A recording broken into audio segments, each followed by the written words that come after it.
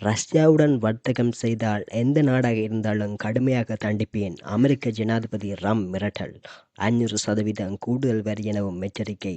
ரஷ்யாவுடன் வர்த்தகம் செய்தால் அது எந்த நாடாக இருந்தாலும் கடுமையாக தண்டிப்பேன் என்று அமெரிக்க ஜனாதிபதி ட்ரம்ப் எச்சரிக்கை விடுத்துள்ளார்.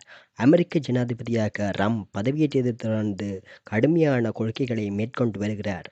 அமெரிக்கா முதலில் என்ற கொள்கையை முன்வைத்து பிற நாடுகளுக்கு பரஸ்பர வரி விதித்தார். மேலும் உலக நாடுகளிடையே நிலைவரும் மோதல்களை நிறுத்துவதாக கூறி வர்த்தக தடை, வரி விதிப்பு என மிரட்டி வருகிறார்.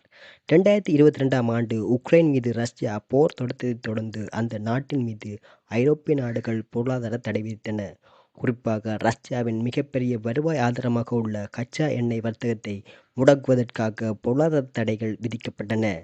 அமெரிக்க ஜனாதிபதி ட்ரம்ப் இதற்கு ஒரு படி மேல் ஏறி ரஷ்யாவிடமிருந்து கச்சா எண்ணெய் இறக்குமதி செய்யும் நாடுகள் மீது அதிகபட்ச வரி விதித்தார்.